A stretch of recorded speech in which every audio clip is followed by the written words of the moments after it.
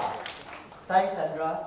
So today we are going to switch gear to share a bit of, say, two of my dear friends to share how they have done to accelerate themselves in digital transformation.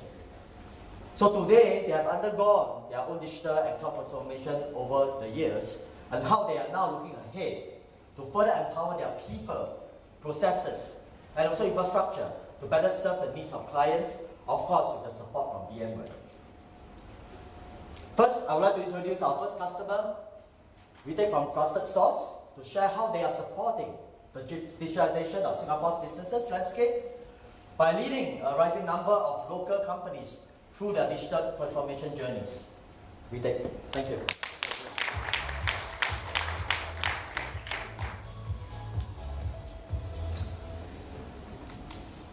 So, just to share, firstly, thank you so much for taking time off your busy schedule to be with us. Good morning. Yeah. So, Vitek is the CEO of Trusted Source. So, I just want to share a bit about Trusted Source. So, they are wholly owned subsidiary of Temasek Management Services and a member of the Temasek ecosystem of companies. They have 30 years of experience in the market, approximately about 400 employees in TSPL, or Trusted Source in short.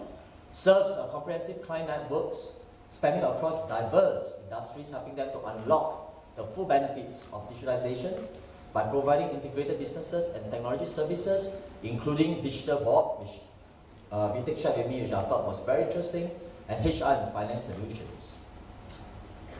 So Vitek, I understand that Trusted Source helps organizations to unlock the full benefits of digitalization. So why is it so critical for businesses in the region to look at digital and cloud transformation today? I think I'm kind of preaching to the convert here, so I won't claim to be the expert, so to speak, but I think it's good to just share our own war story. I'll share mine. I think it really is a question of survival. So it's a question of not just improving processes or even just taking a process to the next level of productivity. It's really about whether Trusted Source as a company deserve to exist 5-10 years from now. And I think it's the same question that sits with a lot of my clients, and it is the same discussion that happens at the board and even at the management to say, if we don't make the transition to the digital world or the digital transformation to get them to the new world, is it a question of survival? It is a question of survival. So it's that important, actually, Adrian. Hearing from part of Temasek Holdings, this is very interesting to say about survival. So let's move on to the second question. So given how critical digitalization has become into this disrupted world, what Sandra has mentioned, accelerating is now the next phase of digital transformation. How has Trusted Source managed its own digital and cloud transformation? Okay, so I'll maybe offer some thoughts. I've taken this role for about 16 months now, 16, 17 months. The first task was to look at all the critical infrastructure and application that we have internally. They were all on-prem 100%. Today we run about 90% on the cloud, and I think, short of saying my new ERP, my new CRM, and so on and so forth, right? I mean, that's just the tactical stuff, but actually the benefit is actually business agility. So I'll quote a couple of examples, right? One is our budgeting process. It used to take 2 months for every cycle of budgeting, grassroots input data costs, and so on, and then aggregate. And then there's another round from top to say this got to cut or revenue has to be upped, and so on, right? Every round takes 1.5, 6 weeks to 8 weeks. I think to make that down to say 2 weeks cycle. So I remember my first budgeting exercise slightly more than a year ago.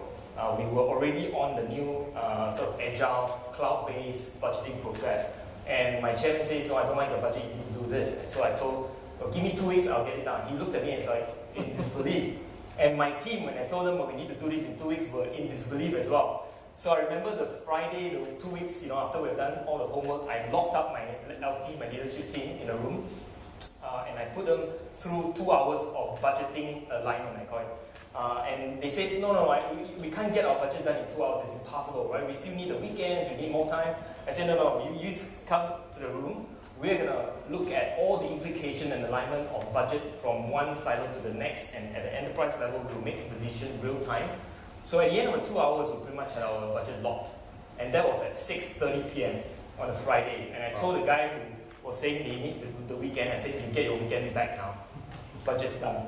I think that's the kind of digital transformation you need to do. It's one step at a time, one process at a time, and conquering that sort of aspects. But the story is also to allude to, it's not all technology. I think at the end of the day, if you are managing a meeting with issues and to-dos and so on, and people are still doing it in a manual way, meaning a notebook taking out little notepads of tasks, going back to their team and doing the same with their team, that's going to slow down the digital processes. That's not digital, that's just the same thing. Having a SharePoint with tasks doesn't change anything, right? So the change behavior is that now you have in a meeting, you have a projector with a SharePoint list on the screen, you're talking and it's getting updated at the same time. When they walked out of the management meeting, the actions is updated real time, the tasks are updated real time, and that's it, right? That's how a digital transformation ought to be. It's about organization change enabled by the digital technology at the back. It's not about the technology itself. It's part of it, it's part of the fabric, but it's in itself it's not. So amazing, right? From voting on papers and now all digitization. If you could do something like what the car company was doing, walking into the meeting room, you get yourself authenticated. I mean, that will be the next third way, right? Yeah. So one more point that I would like to make is that I think it's about changing organization DNA. Because in the past, when we deliver a multi-year project IT, we do a waterfall approach, finish, we go celebrate, right? I think that's not the end of it. What you need to do for an internal-facing application or technology, it's about connecting it back to how it's used, collecting data around how that's used. And the next iteration, 1.0, 1.1, 1.2, 2.0 needs to be planned out, because that's what it's all about. It's about digital agility and change. Same thing with customer-facing product and services, right? If we produce a technology, which we do, Board Vision is the one that I'm about to launch this month. How do we take that, get feedback, take 1.0 to 1.1 to 2.0 to 2.1? What DNA do I need to change in my organization in order for me to be able to do that? That, I think, it's what, in my mind, digital transformation. So a bit of airtime for VTech. So again, we have to keep this a secret, just like what Pat mentioned this morning. Only launched this month, right? Yeah. But if anyone of you are interested, please reach out. So let's come to the last question. Sure. So, since you have done so much, I think you are one of the leaders in this digital transformation, not only about acceleration. So how can businesses best leverage the technology solutions available today so that they can also manage their own digital and cloud transformation journeys? So what are some of the best practices can you share with our audience? Maybe I'll just not correct you, Adrian, but I'll say I'm only beginning. I'm not in the sense that I don't think it's about leading, it's about a change management process that will take years, to be honest, right? So we have started embarking on this more than a year ago, and we're in the process and in the journey, right? So, but in my mind, actually in the morning, I was just saying a lot of the points that I'm about to make are actually there, but that's sort of the 5 things that really stick in my head, right? I call it SCADA, S-C-A-D-A, so I'll just kind of break it down for you. The first strategy, oftentimes the technology is so in the forefront that you forget that actually it's not really about technology, it's really about the business strategy. If the people who are dealing with all the changes are focusing so much on the technology, on getting agile done, on Scrum, on the technology stack, but forgot that actually it's about the business, I think that is missing the point. So number 1, strategy. The second one is also mentioned by Sandra, right? In the past, we talk about the efficiency and effectiveness of the serving customers. So the CX part of the journey is so important, right? New application, new apps, new processes. But I think the employee experience and how it all linked is so important. So let me just talk about, and some airtime about my board vision, right? So this solutions, we have about 40 company secretaries that we've had that runs some of the largest or manage some of the largest companies in Singapore. We have close to about 350 years person year of experience. So how do you take these people, put them through an agile process, and how does that impact the boardroom, right? How do you make boardroom more efficient and ultimately more effective, right? That really is the ultimate goal. Now, in the past, if you take a PDF of all your board meetings and you put it into an app, you do annotation, those are all, to me, last generation solutions. The future belongs to how a boardroom is orchestrated. The events are real time. The chairman says, I need a resolution. Can we do a vote, right? And the company secretary sitting in the meeting, having that meeting, even maybe perhaps half of them are somewhere outside Singapore and halfway around the world doing real-time meeting of the board, and she creates a real-time event called Vote. Voila, 2 minutes later, that vote is done in secret, and that's how boardroom should be done. Yeah. I can give you many examples. So I think as we look at taking that and digitizing it and creating the next world solution, I think it has a real impact on how that is, right? So to me, first one is strategy. Second is customer and employee and the link of how we operate as a whole. The third is what I call architecture.